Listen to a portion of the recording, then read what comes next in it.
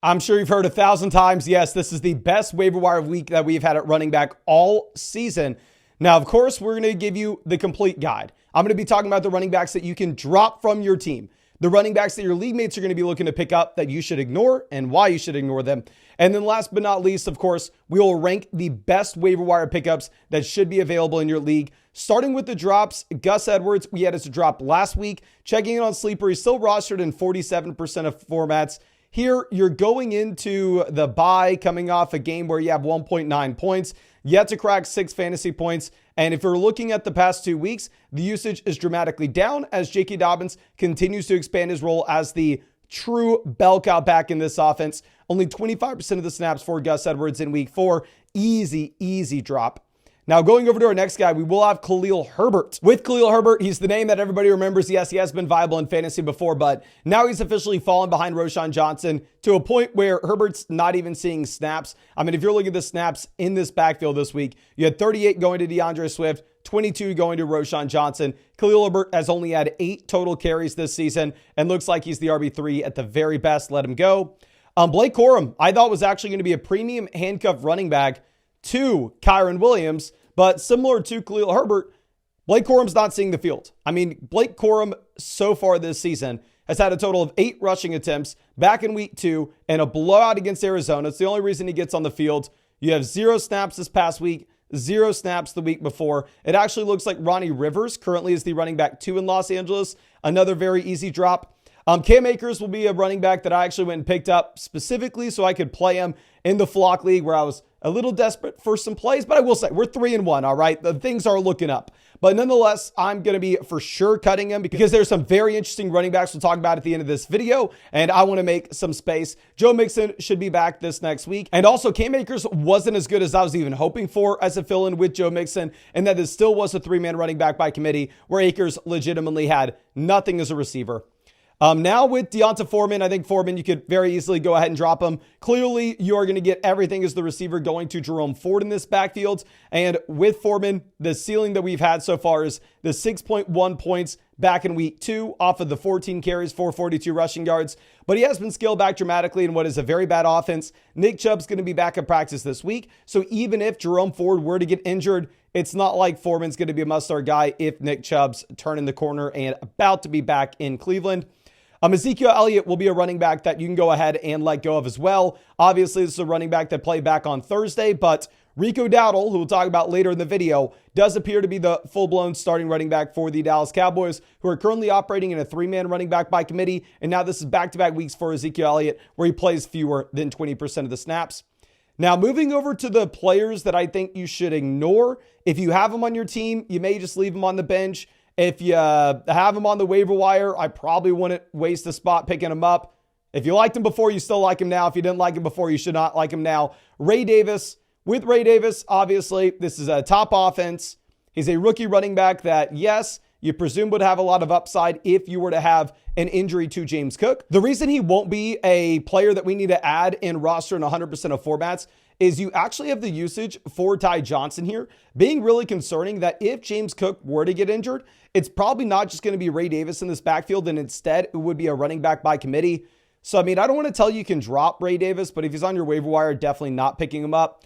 I don't think Bigsby will be on some waiver wires this week because Bigsby does go out there and he has 7 carries for 90 rushing yards. But from what I'm reading, sounds like Travis Etienne is good to go. This is not an injury that we have to worry about going into the future. And while Bigsby was one of my most drafted guys in round 18 of underdog drafts, trust me, I'm really hoping he comes out here and crushes. The reality is, it's actually a little concerning that you see him split the running back 2 role with Dearness Johnson. If you're looking at Bigsby, he only played 29% of the snaps this past week, 13% of the snaps the week prior, which is down from the 32% snap rate that we saw week 1. And I'd be concerned if Etienne were to go down, it would still just be a running back by committee. Don't think you drop him, but I'm probably not picking him up. Zamir White, if he's on your roster, I know he only scores 3 points. I don't know if I drop him though. He did see 59% of the snaps in this Raiders offense. It seems very clear with Zamir. He's a bad running back in a bad offense that's not going to catch the ball. But if the Raiders are winning the game, then he is going to see double-digit touches. So if you have him on your roster, you don't necessarily have to let go of him. But he also, if he's on your waiver wire, there's no real upside here to pick him up. Now, Carson Steele and Samaje Perine obviously will be running backs that I know a lot of people are going to be sending to the waiver wire. Just looking at the trending players on Sleeper right now, I think Carson Steele was the most dropped player in all of fantasy football. And yeah, it does look like Carson Steele lost the job due to the fumble that he lost early in this game. He only has 2 carries, a total of 18% of the snaps. And Kareem Hunt will most likely be the starting running back going into the future. We'll talk about him later on, but there is still a little bit of ambiguity here in what should be one of the best offenses in the league. There is a slight possibility that maybe they bench Steele to just, I don't know, teach him a lesson. All of a sudden he has a role, and this is a 3-man running back by committee this next week in one of the best offenses in the league. So I don't know if I would drop Steele. I don't know if I'd drop Perine just yet.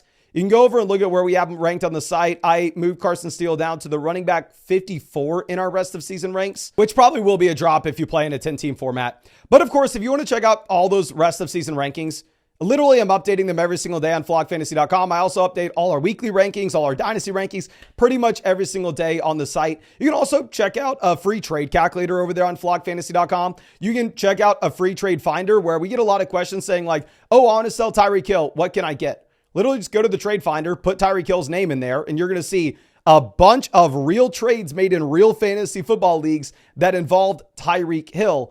And also what you can actually do is if you play on Sleeper, ESPN, or Yahoo, you can link your league with flockfantasy.com and you can see up-to-date power rankings based on your league settings, as well as the rest of season rankings that we have on flockfantasy.com. And that's all free. So make sure you take advantage of that. I'm going to drop a link in the comment section and in the description if you want to check it out. But they're really useful tools that we tried our absolute best to iron in for your exact team with your exact league settings that you can use as the season goes on.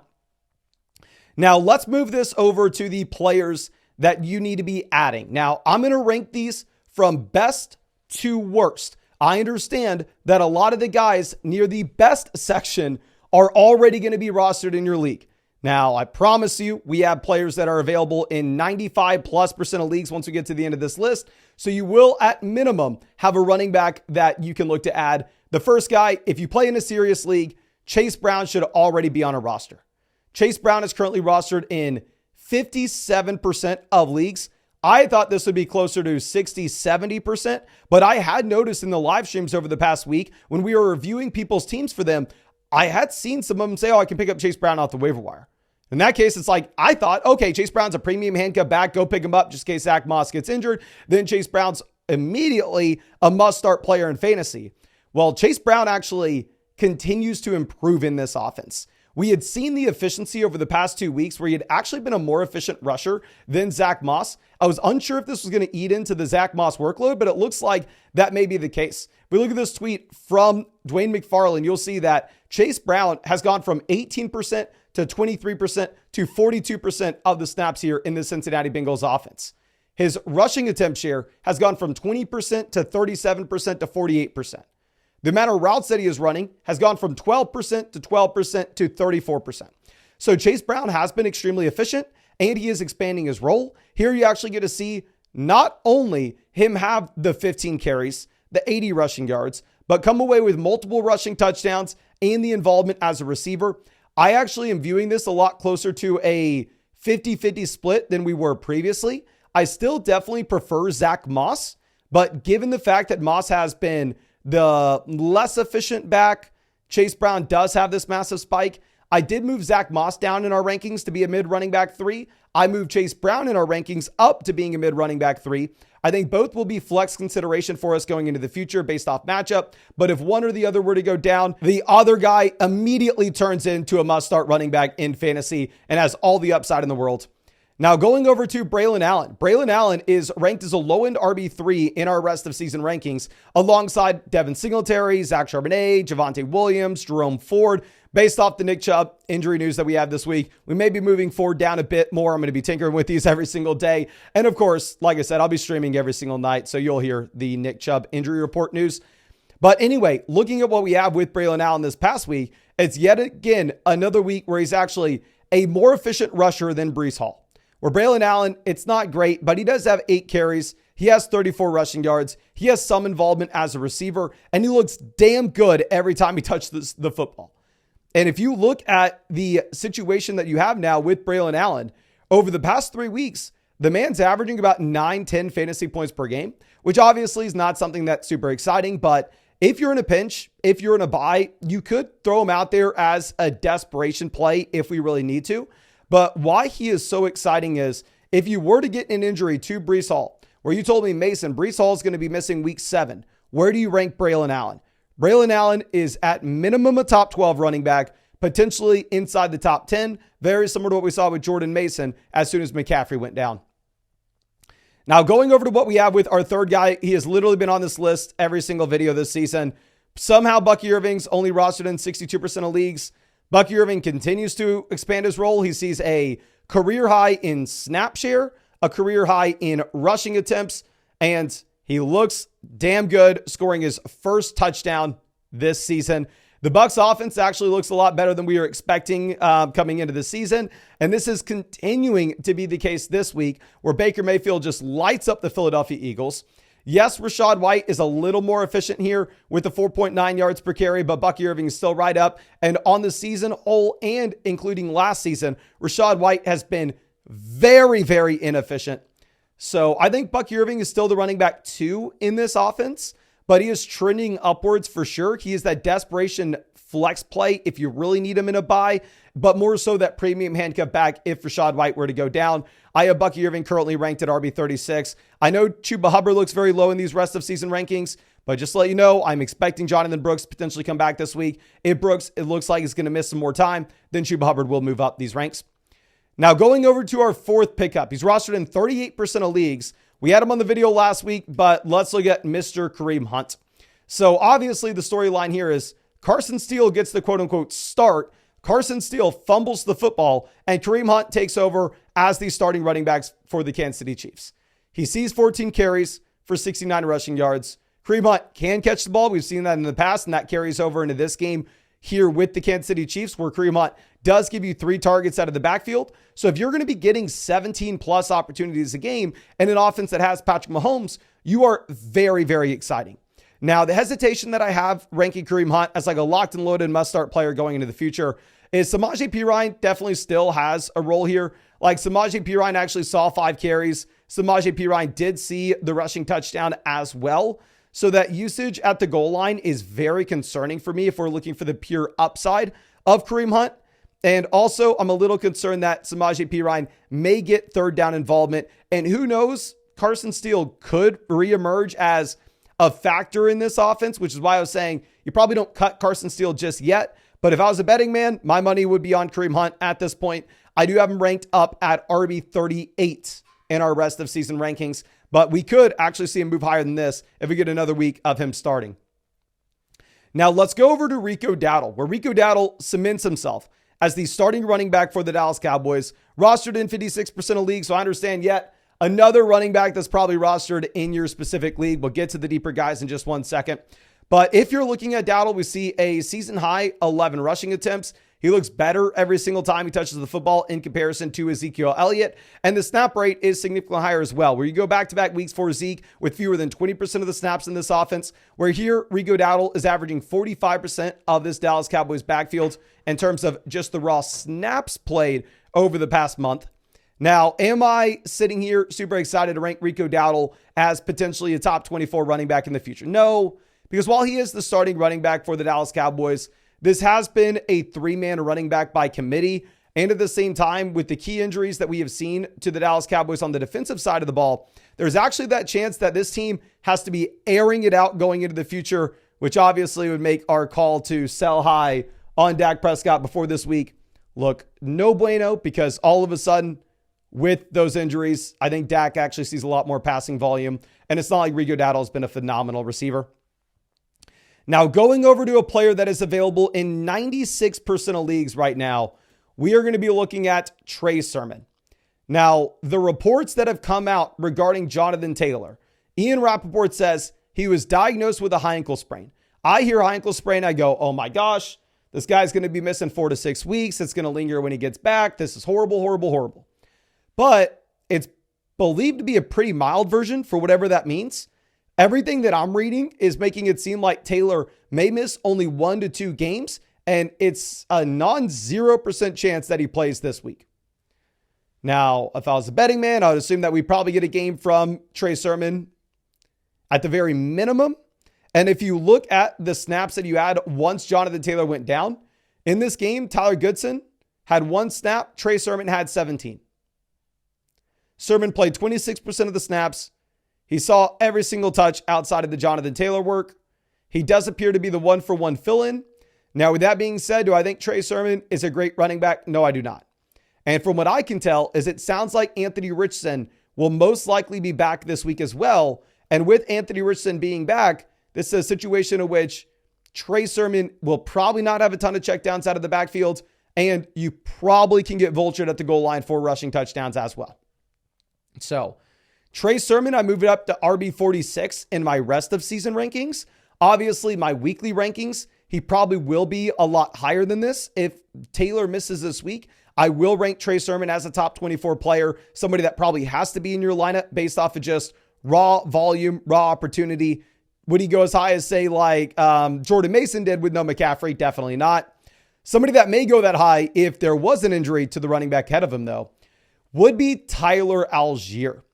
With Algier, you see a season-high snap rate with 38%. You see the 60 rushing yards off of 8 carries. You see the 20 receiving yards off the 2 receptions. Bijan Robinson dealing with a shoulder injury. We knew this coming into the week. I laughed it off. I thought it would be nothing. Clearly, I was wrong. Clearly, they got Tyler Algier more involved. And if Bijan Robinson were to miss any time, Tyler Algier would immediately be a top 15 running back in my rankings. He'd be much better than Trey Sermon. But the expectation at the time of this recording is Bijan Robinson will be fine. Bijan Robinson is going to play going into the future. And to be honest with you, I don't necessarily know if we ever want to start Algier in a contest where Bijan Robinson is fully healthy, because Bijan Robinson does pretty much have just absolutely everything as the receiving back in this offense. And Bijan's going to have everything inside the red zone as well.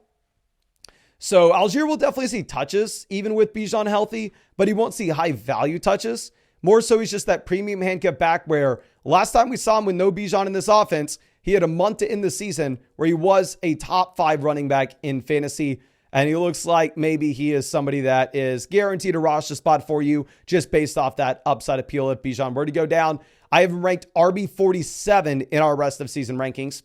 And then going over to our number 8 ad, Roschon Johnson. You probably added him last week, but he is still available in 56% of leagues. And with Roschon, the most encouraging thing, what we talked about at the very beginning of this, is Khalil Herbert did not log a single snap.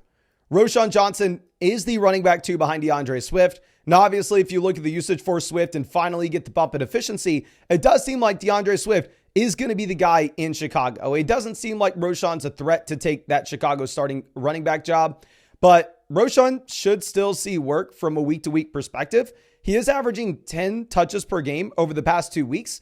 And if you were to see an injury to DeAndre Swift, while I do think that Roschon probably doesn't vault up to being a must-start player like Tyler Algier would be, but between Herbert and Roschon, in the case of a Swift injury, Roschon would be the player that you want, because we have seen both at the University of Texas, hook 'em horns, as well as in the NFL already with last week, him going out there and having 5 targets, 4 receptions, 32 receiving yards. That Roschon Johnson is a capable receiving back, where on the opposite end of the spectrum, Khalil Herbert is simply not. And you do have Caleb Williams willing to check the ball down.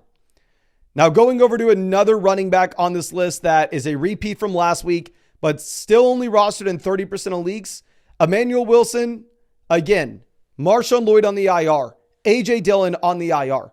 With Wilson here, this is a running back that you 100% need to be picking up as that premium handcuff back, where it's a desperation play if Josh Jacobs is healthy. If you're in a bye week and go, oh my gosh, I have absolutely nobody to play. I have an injury to Isaiah Pacheco. McCaffrey's out. I have J.K. Dobbins on bye. Then maybe at that point you go through, throw Emmanuel Wilson in your second flex spot and really hope that you see a week like 2 weeks ago where you come away with 85 total yards and the receiving touchdown. But the reality is he's probably just a premium handcuff back that can catch the ball in the case of a Josh Jacobs injury, where the running back room has been thinned out a ton, and it should be a very good offense with Jordan Love under center. Now, a deeper add here will be Kondre Miller. Kondre Miller is only rostered in 15% of leagues.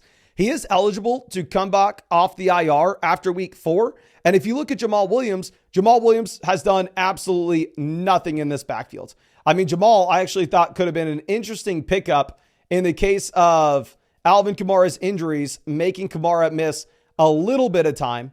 But no, even with an injured Alvin Kamara, they decide to get Jamal Williams 3 carries. Jamal Williams has had 11, 8, 1 in 3 carries as this season goes on. A total of 23 attempts for 87 rushing yards. I think Miller comes in and is going to be the guy over Jamal Williams. He's not going to be a play in the case of a healthy Alvin Kamara outside of just an absolute desperation long shot, but he could be a premium handcuff back and an offense that is a little bit better than we were initially expecting it to be. But I think that's all I have for you with this running back waiver wire video. Really, the receivers are just going to crush the waiver wire this week. So obviously we'll talk about the receivers in the video that comes out later today. But if you enjoyed it, please go down there, hit the like, subscribe, and make sure you go link your team with flockfantasy.com. If you're playing on Sleeper, Yahoo, ESPN, it's completely free. There's no reason not to do it. Also, you can go test out the trade calculator, test out the trade finder, super useful tools. Check out the rest of season rankings, which are all free on the site.